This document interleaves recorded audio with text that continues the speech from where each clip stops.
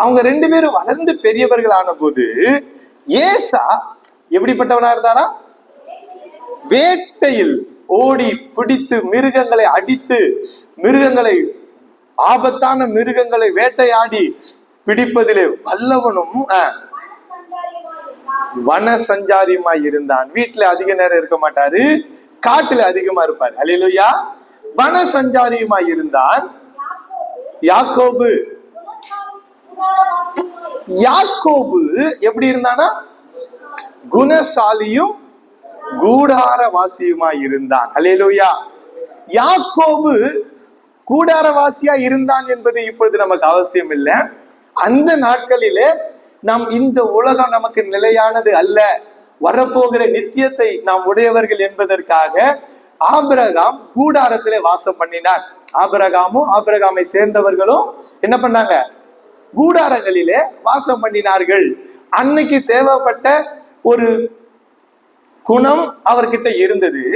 அது ஒரு பக்கம் இருக்கட்டும்.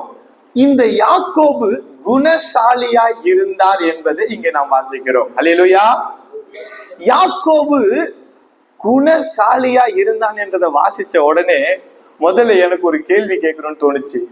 இந்த சபையில ஒரு கேள்வி கேட்கணும்னு தோணுச்சு. என்ன தெரியுமா? பொதுவா உலகத்துல பேசப்படுற ஒரு காரியம், ஆணும் பெண்ணும் சமமா? சமமா? கரெக்டா சொல்லுங்க. சமம் இல்லையா? சமம். போறாங்க. ஒரு சிலர் சமம்ன்றீங்க, இன்னொரு சிலர் என்ன சொல்றீங்க?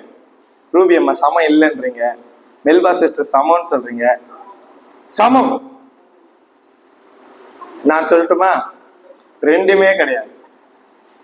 அல்லேலூயா. ஆணும் பெண்ணும் சமம்னு சொல்றது கம்யூனிஸ்ட கொள்கை அல்லது ஏத்திஸ், அதாவது கடவுள் மறுப்பாளர்கள் இருக்கிறாங்கல்ல, அவர்களுடைய கொள்கை. ஆணும் பெண்ணும் சமம்ன்றது யாருடைய கொள்கை? கடவுள் மறுப்பாளர்களின் கொள்கை. ஆணும் பெண்ணும் சமம் இல்ல, ஆணுக்கு பெண் அடிமை அப்படின்னு சொல்றது மதவாதிகளுடைய கொள்கை. என்னது? ஆணும் பெண்ணும் சமம்னு சொல்றது கடவுள் மறுப்பாளர்களின் கொள்கை. ஆணுக்கு பெண் அடிமைன்னு சொல்றது மத வியாதிகளின் கொள்கை. மதத்துக்கு அடிமையான, அது எந்த மதமா இருக்கட்டும், அந்த எந்த மதத்து பேரையும் நான் சொல்லல, நானே ஒரு மதத்தின் ஊழியக்காரன்னு பேர் சொல்லி அறியப்படுறேன். எந்த மதமா இருந்தாலும் அந்த மதத்தின் கொள்கை தான் என்னது? ஆணுக்கு பெண் அடிமை. என்ன இது? ரெண்டுத்துல ஏதாவது ஒண்ணுதானே இருக்கணும். இவர் என்ன வித்தியாசமா சொல்றாரு? வேதம் அப்படி சொல்லவில்லை. வேதம் ஆணுக்கு பெண் அடிமை என்று ஒரு இடத்திலும் சொல்லவில்லை. அதே சமயம் வேதம் ஆணும் பெண்ணும் சமம் தாங்கன்னு சொல்லவில்லை. என்னதாங்க சொல்லுது? பைபிள் என்ன சொல்லுது? யாராவது சொல்லுங்க பார்க்கலாம். நான் சொல்லிடுறேன். ஆண் என்றும் பெண் என்றும் இல்லை. பார்த்தா சம மாதிரி தெரியுதா? தயவு செய்து அப்படி பாத்துறாதீங்க. இப்போ நம்ம அரசியல் தலைவர்கள் எல்லாம் பாத்தீங்கன்னு வச்சுக்கோங்களேன், நாங்க ஆணையும் பெண்ணையும் சமமாய் பார்க்கிறோம், அதனால இவங்களுக்கு 10 சீட்டு கொடுத்தா இவங்களுக்கு 10 சீட்டு கொடுப்போம். இதுதான் சமம். ஆணும் பெண்ணும் சமம் இல்லை. உங்களுக்கு புரியுற மாதிரி நான் சொல்லட்டுமா? யாருக்கெல்லாம் புரட்சி தலைவி ஜெயலலிதா கேள்விப்பட்டிருக்கீங்க? முன்னாள் முதலமைச்சர் தங்கத்தாரகை, இன்னும் பேர்லாம் இருக்கு, யாரெல்லாம் கேள்விப்பட்டு? சரி, அவங்களுக்கு ஒரு நண்பர் இருந்தார். அவரு பேரு OPS, ஓ பன்னீர். அவர் யாருக்கெல்லாம் தெரியும்? 2 பேரும் எல்லாருக்கும் தெரியுதா? இதுல யாரு ஆணு யாரு பெண்? ஓ பன்னீர்செல்வம் ஆனா, இன்னொருத்தங்க புரட்சி தலைவி. இவங்க 2 பேர்த்துல யாரு? இவங்க 2 பேர் சமமா? நீங்க ஒண்ணும் இல்ல, OPS ஐயா, மாண்புமிகு OPS ஐயா கிட்ட போயிட்டு நீங்களும் ஜெயலலிதா அம்மாவும் சமமானு கேட்டா, இல்லைங்க, இல்ல நாங்க சமம் இல்ல. அப்ப பெண்ணு தானே, நீங்க ஆண் தானே, நீங்க 2 பேரும் சமம் தானே? இல்ல இல்ல, என்ன காட்டில அவங்க சிறந்தவங்க, அப்படிதானே? ஆண்டோடைய வசனம் என்ன தெரியுமா சொல்லுது? ஆண் உயர்ந்தவன், பெண் தாழ்ந்தவள் அப்படி சொல்லவில்லை. அதே சமயம் ஆணுக்கு எது செய்யறோ அது பெண்ணுக்கு செஞ்சிரு, சமமா வச்சிரு அப்படி சொல்லவில்லை. என்னை பின்பற்றி வாங்கன்னு சொல்லிட்டாரு. ஒரு ஆண் ஆணா இருந்தும் தயங்கி பின் வாங்க முடியும். அல்லேலூயா. ஒரு பெண் பெண்ணா இருந்தும் துணிந்து சிலுவை எடுத்துக்கொண்டு முன்னேறி தன் ஓட்டத்தை முடிக்க ஆண்டவருடைய வசனம் என்ன தெரியுமா சொல்லுது? ஆண் என்றும் பெண் என்றும் இல்லை. கிறிஸ்துவுக்குள்ள யார் வேண்டுமானாலும் சாதிக்க முடியும். ஆணை காட்டிலும் பெண் 100 மடங்கு சிறந்தவளாய் விளங்க முடியும். பெண்ணை காட்டிலும் ஆணும் சிறந்தவனாய் விளங்க முடியும். உன் அழைப்பையும் உன் தெரிந்து கொள்ளுதலையும் கர்த்தர் உனக்கு பேசுகிற வசனங்களையும் நீ பெற்றுக்கொண்டு கை கொண்டு கீழ்ப்படிந்து முன்னேறி வாழ முடியும். அல்லேலூயா. ஒரு கேத்ரின் குல்மன் என்று ஒரு சகோதரி இருந்தார்கள். கர்த்தருடைய வல்லமைய வெளிப்படுத்தின தேவ மனிதர்களுக்கு மத்தியில அவங்க எல்லார காட்டிலும் தலை சிறந்தவர்களா விலகினாங்க. அல்லேலூயா. பேதுரு குறித்து நாம வேதத்துல வாசிக்கிறோம். பேதுரு பரிசுத்த ஆவி பெறாதவர்களை பார்த்து அவர்களுக்கு ஜெபம் பண்ணி அவர்கள் மேல என்ன பண்ணாரு? கைகளை வைத்தார். அப்ப பரிசுத்த ஆவியை பெற்றாங்கன்னுவாங்க.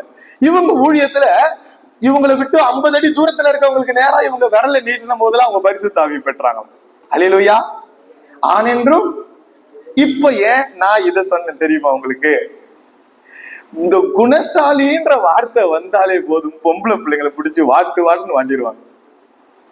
குணசாலின்னு வந்துச்சுனாலே குணசாலியா இருக்கும். இப்ப கல்யாண வீடுகளுக்கு எல்லாம் போனீங்கன்னா பிரசங்கியார்கள் ஆணை வச்சு வேற எதனா சொல்லிட்டு குணசாலின்னு, நீ குணசாலியா இருக்கணுமா, வீட்டை ஒழுங்கா கட்டணுமா, வீட்டுக்கு அப்படி செய்யணுமா, காலையில சீக்கிரமா எழுந்திருக்கணும். அப்ப ஆண் எழுந்திருக்க தேவையில்லை. இப்படிதான் எடுத்துக்கிட்டாங்க. பொண்ணு குணசாலியா காலையில 5 மணிக்கு எழுந்திட்டோம், ஆனா அவரு பொறுமையா எழுந்திருக்கட்டுங்க. அப்படியா?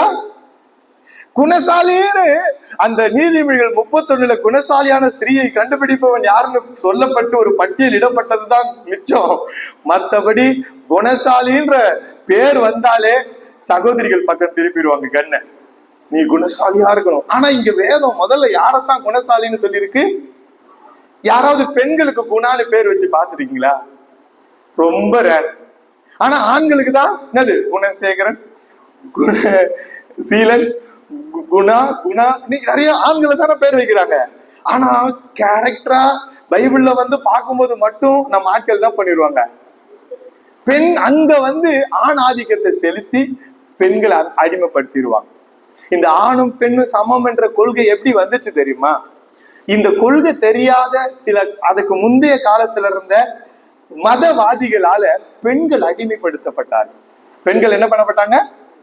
அடிமைப்படுத்தப்பட்டார்கள். பெண்கள் அடிமைப்படுத்தப்பட்டதை பார்த்து வெகுண்டு எழுந்த, கொதித்து எழுந்த சில தேச நல்லிணக்க விரும்பிகள் பெண்களுக்கு சம உரிமை கொடுக்க வேண்டும், பெண்களுக்கு சொத்துல சம உரிமை கொடுக்க வேண்டும், கல்வியில சம உரிமை கொடுக்க வேண்டும், பெண்களுக்கு எல்லாம் செய்ய வேண்டும்னு சொல்லி இயக்கமாய் ஆரம்பித்தார்கள். அல்லேலூயா.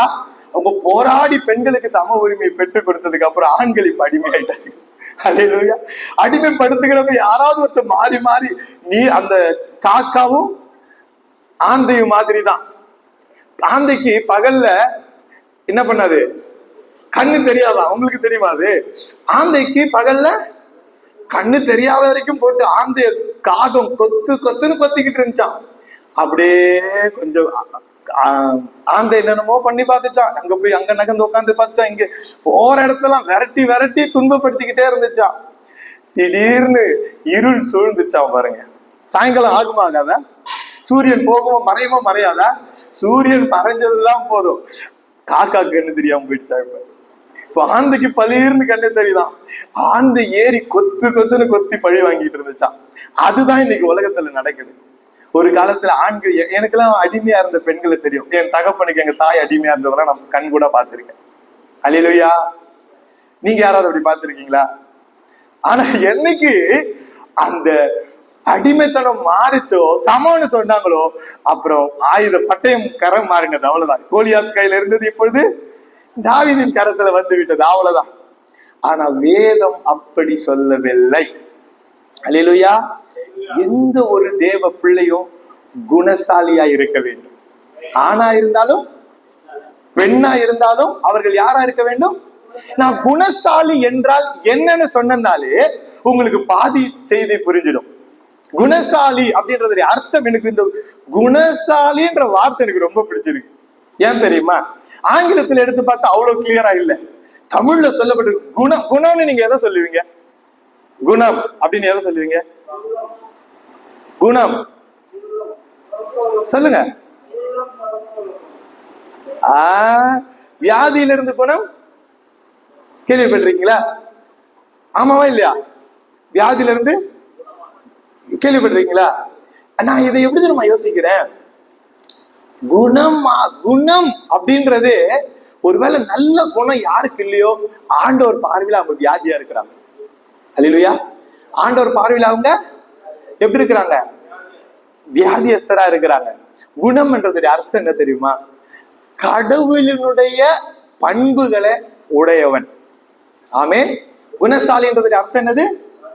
கடவுள் அன்பானவர், கடவுள் உண்மையானவர், கடவுள் பரிசுத்தமானவர் இல்லையா? கடவுள் தாழ்மை உள்ளவர், எல்லாரையும் இரக்கம் உள்ளவர் இல்லையா? அவருடைய குணம் ஒரு மனுஷனுக்குள்ள காணப்படும் போது அவனை பார்த்துதான் எல்லாரும் என்ன சொல்லுவாங்க? குணசாலி. அல்லேலூயா. அப்ப குணசாலியா வாழ்ற ஒரு மனுஷன் எப்படிலாம் இருப்பான், அவனால என்னெல்லாம் நடக்கும்னு ஒரு வெகு விரைவா நம்ம பார்க்க போகிறோம். முதலாவது நீதிமொழிகளின் புஸ்தகம் 31 அதிகாரத்தின் 15 வசனத்தை வாசிங்களேன். நீதிமொழிகள் 31 அதனுடைய 15.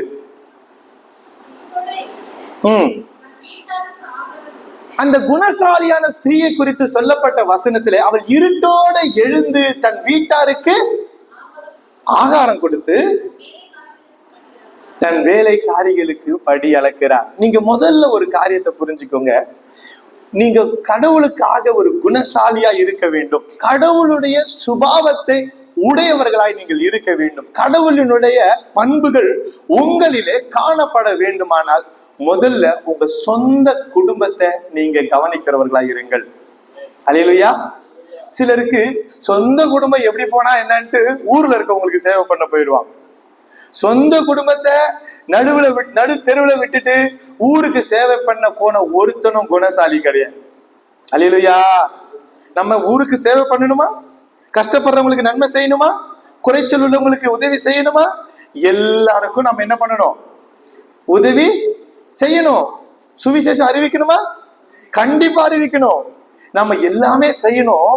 ஆனா தன் சொந்த குடும்பத்தை நடத்த தெரியாம, சொந்த குடும்பத்தை விசாரிக்க தெரியாம, சொந்த குடும்பத்துக்கு அன்பு காட்ட தெரியாம ஊர்ல போய் எல்லாம் பண்ணிட்டு வரேன்னு போறவங்க எல்லாருமே வனசஞ்சாரியும் மிருகங்களை வேட்டையிடுறதுல வல்லவர்களும் வனசஞ்சாரியுமா திரிஞ்சுக்கிட்டு இருப்பாங்க. ஒரு நாள் அவங்களுக்கான பங்கை இழந்து போவாங்க.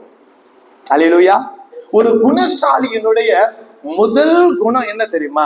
தன் சொந்த குடும்பத்தை நன்றாய் விசாரிப்பான். தேவனுடைய சபையை நடத்த ஆட்கள் தேவைப்படும் போது பவுல் சொல்றாரு, தன் சொந்த குடும்பத்தை நன்றாய் விசாரிக்கிறவன், பிள்ளைகளை கீழ்ப்படிதல்ல வளர்க்கிறவன், பிள்ளைகளுக்கு ஏற்ற உணவையும் மனைவிக்கு ஏற்ற ஆகாரத்தையும் கொடுக்கிறவன், அவங்களுடைய தேவைகளை எல்லாம் சந்திக்கிறவன், அவங்க குறைச்சல் அவங்களை விசாரிக்கிறவன், தன் சொந்த குடும்பத்தை நன்றாய் நடத்துகிறவனுமாய் அவன் எப்படி இருக்கணும்? அவனைத்தான் நீ என்ன பண்ணணும்? என் தேவனுடைய சித்தத்தை செய்ய, தேவனுடைய திட்டத்தை செய்ய, மந்தைய கண்காணிக்க அவனைதான் நீ ஏற்படுத்தணும். எல்லாரும் நல்லா புரிஞ்சுக்கோங்க, நீங்க குணசாலியா இருக்க வேண்டும். இறைவனுடைய பண்புகள் உங்கள் மூலமாய் வெளிப்பட வேண்டும். தேவனிடத்துல காணப்பட்ட அன்பு உங்களிலே காணப்பட வேண்டும். அவரிலே காணப்பட்ட பரிசுத்தம் உங்களிலே காணப்பட வேண்டும். அதுக்கு நீங்க செய்ய வேண்டிய முதல் காரியம் உங்க சொந்த குடும்பத்தை கவனிக்க வேண்டும். குடும்பத்துல சிலர் குறைவுள்ளவர்களா இருப்பாங்க, கீழ்ப்படியாதவர்களா இருப்பாங்க. சிலர் எல்லாரும் ஒரே மாதிரியா இருப்பாங்க. வழக்கமா எல்லாரும் சொல்ற உதாரணத்தை எனக்கு சொல்ல பிடிக்கல, இருந்தாலும் சொல்றேன். 5 பேரும் ஒரே மாதிரியா இருக்கும்? இல்ல, ஒண்ணு வித்தியாசமா இருக்கிற மாதிரி நம்ம வீட்லயே ஒரு வித்தியாசமா இருப்பான். என் வீட்டுல அப்படிதான். எனக்கு 5 பிள்ளைகள், 5 விதம், 5 விதம். என்ன பண்றது? ஒரு விதமா சொன்னா எல்லாருக்குமே புரியாது. அதனாலதான் எங்க குடும்ப ஜபத்துல கூட 5 பாட்டு பாடுறோம். 5 பாட்டு, 5 அதிகாரம், எல்லாம் 5. ஏன்னா ஆளுக்கு ஒரு வகையா இருப்பாங்க பாருங்க. நான் முதல்ல நீங்க தேவனுடைய குணத்துல தேறி வர வேண்டும். நீங்க ஒரு குணசாலியா இருக்க வேண்டும். நீங்க ஆண்டவருக்கு பிரியமா இருக்க வேண்டுமானால் உங்க குடும்பத்தை நன்றாக விசாரிங்க. பிள்ளைகள் வாழ்க்கையில் ஏதாவது தவறு காணப்படும் போது அதுல இருந்து மீட்க, அதுல இருந்து அவங்களை தூக்க, அவங்களை உடனே எட்டி உதைக்கல, உடனே வெளியே போ நீ யாரோ நான் யாரோ அப்படி சொல்றதுக்கு இல்ல. அந்த பிழையற்றவர்களாய் அவர்களை மாற்ற என்னெல்லாம் செய்ய முடியுமோ அதை செய்யுங்க. அல்லேலூயா. அதே போல உங்க சொந்த மனைவிடத்துல அன்பு கூறுங்க, சொந்த கணவனுக்கு கீழ்ப்படிங்க. அல்லேலூயா. இதுல கவனம் செலுத்தி தன் சொந்த குடும்பத்துல யார் சரியா கவனம் செலுத்துறாங்களோ அவங்கதான் குணசாலியா இருக்க முதல் படி ஏறினவர்கள். அல்லேலூயா. தன் சொந்த குடும்பத்தை விசாரிச்சு தன் சொந்த குடும்பத்துக்கு நன்மை செய்து தன் சொந்த குடும்பத்தை சரியான பாதையில நடத்துறவங்க. அடுத்து அப்போஸ்தலர் நடபடிகள் 17ஆம் அதிகாரத்தின் 11ஆம் வசனத்தை வாசிப்போம். அப்போஸ்தலர்கள் அந்த பட்டணத்தார், பெராயா பட்டணத்தார், அந்த பட்டணத்தார் எப்படி இருந்தாங்களா? மனோ வாஞ்சையாய் இருந்தார்களா? மனோ வாஞ்சியாய் வசனத்தை ஏற்றுக்கொண்டு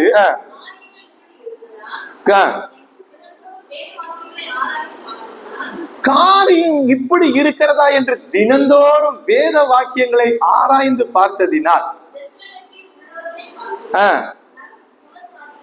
நற்குணசாலிகளாய் இருந்தார்கள். அல்லேலூயா.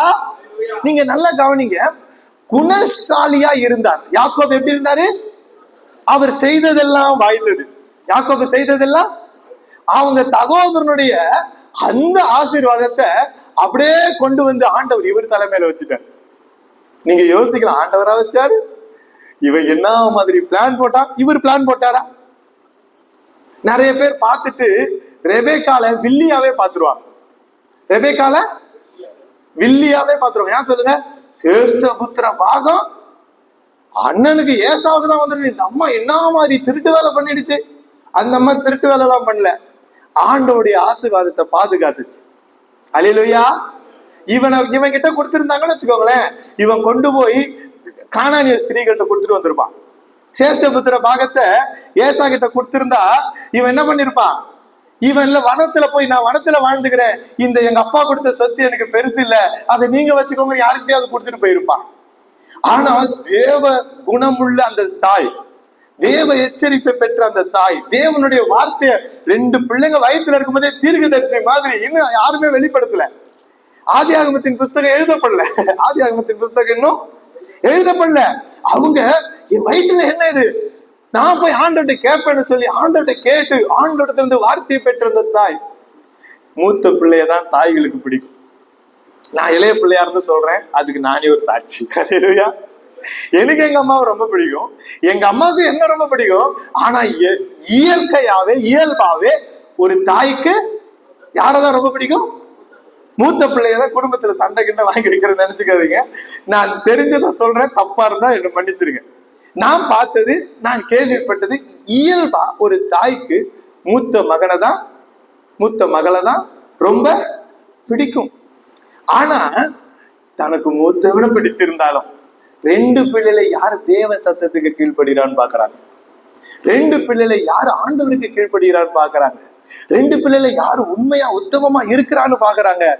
அவங்க அப்படி கவனிச்சு அவனை இளையவன் தான் கர்த்தருடைய திட்டத்தை நிறைவேற்றுவான் அப்படின்னு சொல்லி மூத்தவனுக்கு கிடைக்க வேண்டிய அந்த தகப்பன் மூலமா கிடைக்க வேண்டிய ஆசீர்வாதத்தையும் பெற்று கொடுத்துரு. ஏற்கனவே சேஷ்ட புத்திர பாகத்தை அறிவா வாங்கிட்டாரு, அதோட சேர்த்து தகப்பன் தருகிற இறுதி நாட்கள்ல ஆசீர்வதிக்கிற ஆசீர்வாதத்தையும் வாங்கி பெற்று கொடுக்கப்பட்டுட்டார். அல்லேலூயா. நான் சொல்றேன், நீங்களும் குணசாலியா இருந்தீங்கன்னா, நீங்களும் கர்த்தருடைய சுபாவத்தை தேவனுடைய பண்புகளை வெளிப்படுத்துகிறவர்களா இருந்தீங்கன்னா அத்தனை ஆசீர்வாதமும் உங்க சிரசுல வந்து அமரும். அல்லேலூயா.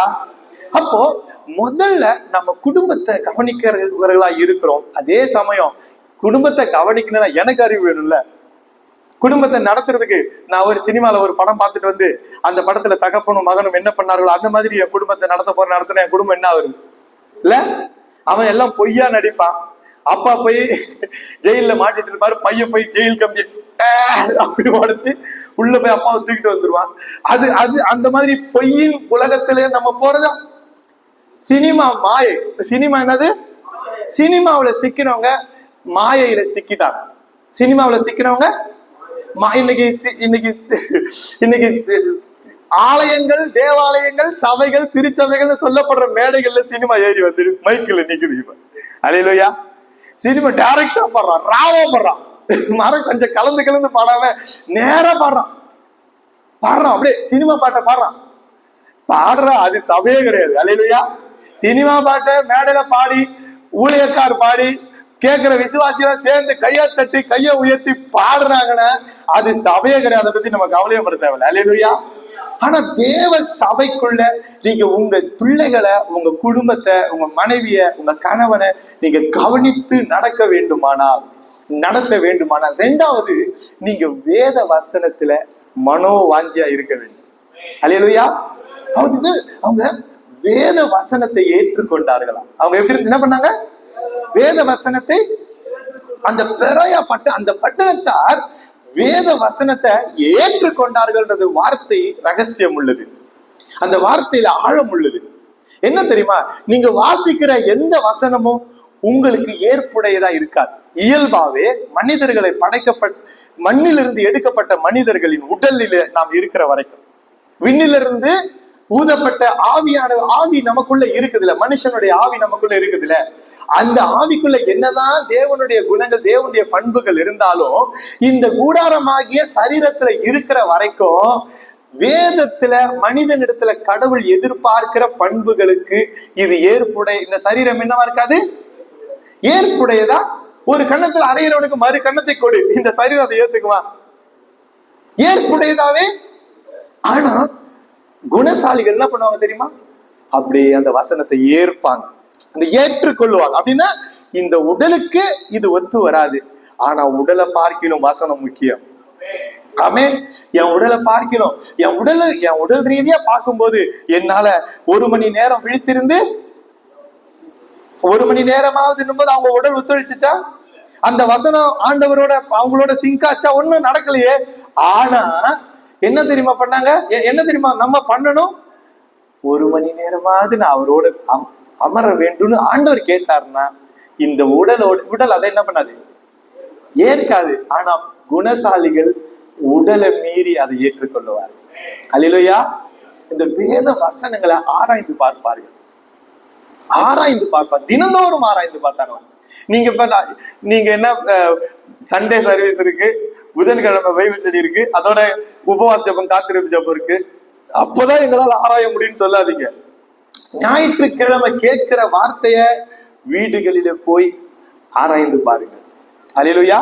அவங்க வேத வசனம் எப்படி இருக்கிறதான்னு சொல்லி தினந்தோறும் ஆராய்ந்து பார்த்ததுனால நல்ல நல்ல சபைகள் எல்லாம் எடுத்து பார்த்தா அந்த எல்லா சபையை விட இவங்க நற்குணசாலிகளா இருந்தாங்க. அல்லேலூயா. நீங்க கவனிச்சுட்டே வாங்களேன். குணசாலியா இருந்தான் யாக்கோபு. அது பெண்கள் சம்பந்தப்பட்டதல்ல, பெண்ணானாலும் சரி ஆனாலும் சரி, தேவனுடைய குணங்கள், தேவனுடைய சுபாவங்கள் அவர்கள் மூலமாய் காணப்பட வேண்டும். ஆமே. அப்ப நம்ம மூலமா காணப்படும்படிக்கு முதலாவது நம்முடைய குடும்பத்தை நாம் விசாரிக்கிறவர்களா இருப்போம், நம்ம குடும்பத்தை நாம் சகிக்கிறவர்களா இருப்போம், நம்ம குடும்பத்தினருக்கு கிறிஸ்துவை கொடுக்கிறவர்களா இருப்போம். நமக்கு குடும்பத்தினிடத்துல ஏதாவது தேவையில்லாத அந்நிய காரியங்கள் காணப்பட்டுச்சா அதை அவர்களை விட்டு அகற்றுவர்களா இருப்போம். அதனால்தான் வேதம் சொல்லுது, பிள்ளையின் மனதில் எங்க இருந்து வந்து ஒட்டுச்சு? பிள்ளையின் மனதுல மதீனை எங்க இருந்து வந்து ஒட்டுச்சு? அப்பா கிட்டே தடியை கொடுத்து அடிக்க சொல்றாருல்ல. பாருங்க, பாவ உலகத்துல சங்கீதக்காரன் தாவி சொல்வாரு, நான் துர்க்குணத்தில், எந்த துர்க்குணத்துல வருவாங்க? என் தாய் என்னை பாவத்தில், எந்த பாவத்துல நிறைய பேர் என்ன தெரியுமா நினைச்சுக்கிட்டாங்க, சரியான ஒரு தவறான ஒரு ஸ்திரீ தான் ஈசாயோட மனைவி அப்படின்னு நினைச்சுக்கிட்டாங்க அந்த வசனத்தை வாசிச்சு. அப்படி கிடையாது. இந்த பாவ உலகத்துல என்னைக்கு ஆதாமு ஏவாளும் பாவத்துல விழுந்தாங்களோ அன்னைக்கே பாவ சுபாவம் இன்னைக்கு மனிதர்கள் ஆண்டு கொண்டிருக்கு. யாரும் ட்ரைனிங் கொடுக்க வேண்டியது இல்லை பிள்ளைகளுக்கு, பொய் சொல்றதுக்கும் மதீனமான காரியங்களை செய்யறதுக்கும். ஆனா தண்டனை பிரம்பு ஆண்டவர் கொடுத்திருக்கிறார். மனைவி அடிக்க ஆண்டவர் பிரம்பு கொடுக்கல. ஆண்டவர் பிள்ளை அடிக்க திறந்து கொடுத்தாரு, ஆனா மனைவி அடிக்க அனுமதி கொடுக்கல. மனைவி அன்பால தான் அடிக்கணும். அல்லேலூயா. ஆனா நம்ம காட்டுற அன்பே அவளை அடிச்சு வீழ்த்திடணும். கணவனை கீழ்ப்படிதலாலதான் அடிக்கணும். கணவனை இதெல்லாம் எங்களால முடியாதுங்க, தடி வேணா கொடுங்க, அடிக்கிறோம் அப்படி சொல்றீங்களா? பாருங்க, இந்த குடும்பத்தை யாரு கவனித்து குடும்பத்துல காணப்படுற குறைகளை சகித்து நடத்துறாங்களோ அவர்களை அந்த குணசாலிகளா கர்த்தர் மாற்ற வல்லவரா இருக்கிறார். அப்படிப்பட்டவங்க யாரெல்லாம் குடும்பத்தை சரியா நடத்தணும்னு விரும்புறாங்களோ அவங்க வேதத்தை ஆராய போயிடுவாங்க, 2வது படியில ஏறிடுவாங்க. அல்லேலூயா. 2வது மண்டலத்துக்கு போயிடுவாங்க, ஆவிக்குரிய மண்டலத்துக்கு போயிடுவாங்க. அவங்க வேதத்தை ஏற்றுக்கொள்வாங்க. அந்த வார்த்தை ரொம்ப முக்கியம். வேதம் மாம்சத்துக்கு ஏற்புடையது, ஏன்னா ஆவியானவரால் எழுதப்பட்டது.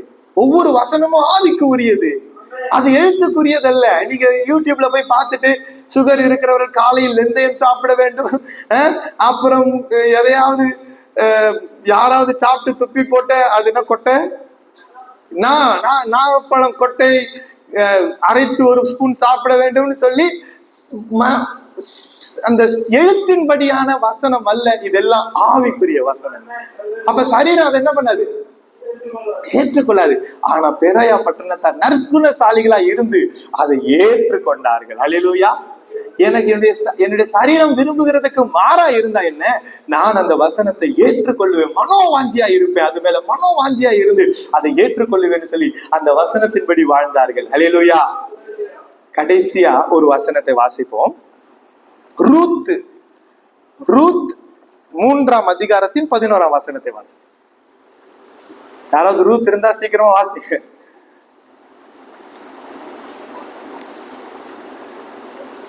ரூத் 3ஆம் அதிகாரம் 11ஆம் வசனம். இப்பொழுதும் மகளே, எப்படி சொல்றாரு பாத்தீங்களா? இப்பொழுதும் மகளே, நீ பயப்படாது, உனக்கு வேண்டியபடியெல்லாம் செய்வேன். ஆஹா, நீ குணசாலி என்பதை எல்லாருக்கும் தெரியுமா? நீ குணசாலி. நான் சொல்றது நல்லா கவனிங்க. சொந்த குடும்பத்தை நன்றாய் விசாரித்து, ஐயோ நான் டெய்லி என் குடும்பத்தை விசாரிச்சுட்டு இருக்கேன், எனக்கு வேதம் தெரியாம நான் எப்படி விசாரிக்க முடியும், எனக்கு வசனம் தெரியாம நான் எப்படி என் குடும்பத்தை நடத்த முடியும்னு வேதத்தை ஏற்றுக்கொண்டு வேதத்துல மனோவாஞ்சியா இருந்து வேதத்தை தினந்தோறும் ஆராய்ந்து பார்க்கிறதுனால நற்குணசாலியா இருக்கிறவங்களை ஊரார் எல்லாரும் அறிந்திருப்பார்கள், இவர்கள் நற்குணசாலி என்று. அல்லேலூயா. ஆனா 3வது நான் சொல்ல வர காரியம் என்ன தெரியுமா? முதல்ல குடும்பத்தை விசாரிங்க. குடும்பத்தை விசாரிக்கிற நீங்க வேதத்தை ஆராயுங்க, வேதத்தை அதிகமா வாசிங்க, வேத வசனத்தை ஏற்றுக்கொண்டு கை கொள்ளுங்க. அப்படிப்பட்டவர்கள் எதை கேட்டாலும் அவங்க வேண்டுவதெல்லாம் அவங்களுக்கு கிடைக்கும். ஆமென். இந்த இடத்துல அதை சொல்லுகிறவரை போவாச இயேசுவா எடுத்துக்கிட்டு அந்த ரூத்தா நீங்களும் நானும் நம்மை மாற்றிக்கொள்வோமானால் நாம ஆண்டவரிடத்துல வேண்டுவதெல்லாம் நமக்கு தருவார். நீங்க நினைக்காதீங்க, யோவான் 14:14 ஆண்டவர் சொல்லிட்டாரு. என்ன சொல்லிட்டாரு? என் நாமத்தினாலே நீங்கள் எதை கேட்டாலும் தருவேன் சொன்னாரா? சொல்லியா? யாருகிட்ட சொன்னாரு? விசுவாசிக்கிட்டையும் சொல்ல, விசுவாசிக்கிட்டையும் சொல்ல. அவர் சொன்னது யாருகிட்ட தெரியுமா? குணசாலிகள்கிட்ட. அல்லேலூயா. நற்குணசாலிகள்கிட்ட, குடும்பத்தை நன்றாய் நடத்துகிறவங்கள்ட்ட, வேதத்தை நேசித்து வேதத்தின் மேல மனோவாஞ்சியா இருந்து வேத வசனத்தை, சத்திய வசனத்தை ஏற்றுக்கொண்டு கை கொள்ளுகிறவர்கள் இடத்துல தான் ஆண்டவர் சொன்னாரு, நீங்க எதை கேட்டாலும் நான் அதை உங்களுக்கு. மற்றவங்கள்ட்ட போய் சொன்னாரா என்ன ஆகுறது? நீங்க உங்கள் பிள்ளைகள், நீங்கள் தகப்பனாய் இருக்கிற உங்களிடத்துல உங்கள் பிள்ளைகள் அப்பத்தை கேட்டால் சொல்லுங்க, ஆப்போசிட் சொல்லுங்க. கல்லை கொடு. மீனை கேட்டால், முட்டையை கேட்டால் தேலை கொடுப்பான். ஆண்டவர் சொன்னாரா சொல்லியா? ஆமா தானே? என்ன மாதிரி உதாரணம் சொல்றாரு பாருங்க.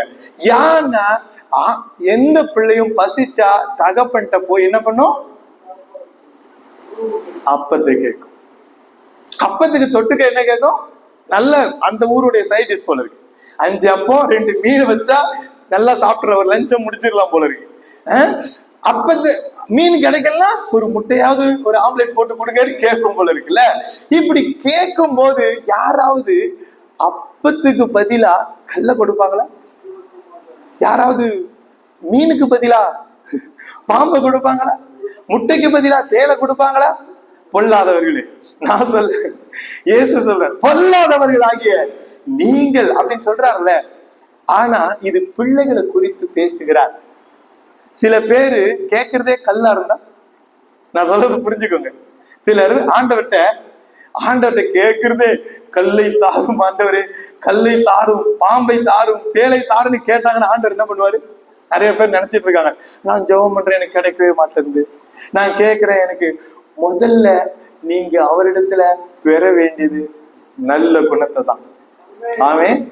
நல்ல குணசாலியான ஒரு வாழ்க்கையை தான். நீங்க குணசாலியா மாறிட்டு நீங்க அவர்கிட்ட எதை கேட்டாலும் சரியாதான் கேட்பீங்க. கல்லெல்லாம் கேட்க மாட்டீங்க. அல்லேலூயா. நீங்க அப்பத்தை தான் கேட்பீங்க. ஆனா இன்னைக்கு நிறைய பேர் என்ன தெரியுமா, வேதம் சொல்லிவிட்டது, இந்த சங்கீதம் 119 சங்கீதத்தை ஒரு முறை முழங்காலிலே வாசிச்சா எதை கேட்டாலும் ஆண்டவர் தருவாராம். அப்படி பைபிள் எங்கேயுமே ஆண்டவர் போடவே இல்ல. பைபிளை ஏசாயா தீர்க்கதரிசியின் புஸ்தகத்தை முழங்காலிலே நின்று வாசிச்சு முடிச்சிட்டேன்னா நான் எதை கேட்டாலும் ஆண்டவர் தருவேன் அப்படின்னு ஆண்டவர் என்ன பண்ணல எங்கேயுமே. எனக்கு தெரிஞ்சு பைபிளை முதல்ல இருந்து கடைசி வரைக்கும் முழங்காலிலேயே வாசிச்சவங்க இருக்கிறாங்க. அது நல்குணம். அல்லேலூயா. அது ஒரு நல்ல ஒரு ஆரோக்கியமான விஷயம். ஆனா கர்த்தரிடத்துல நீ கேட்கிறதெல்லாம் பெற்றுக்கொள்ளணும்னா நீ குணசாலியா இருக்க வேண்டும். அல்லேலூயா. நீ யாராவது இன்னைக்கு உங்களை பார்த்து நான் சொல்றேன், நீங்க ஆண்டவர் சொல்ற அந்த யாக்கோபு குணசாலியா இருந்தான். குணசாலியான ஸ்திரியை கண்டுபிடிப்பவன் யாருன்னு நம்ம நீதிமொழிகள்ல வாசிக்கிறோம். இப்போ சொந்த குடும்பத்தை விசாரிக்கிறதுக்கு, கவனிக்கிறதுக்கு, நடத்துறதுக்கு நம்மளுக்கு ஒரு குணம் வேண்டும். அந்த குணத்துல நம்மளை ஒப்பு கொடுக்கும் போது வேத வசனங்கள் நமக்கு முன்பாக வந்து நிற்கும்.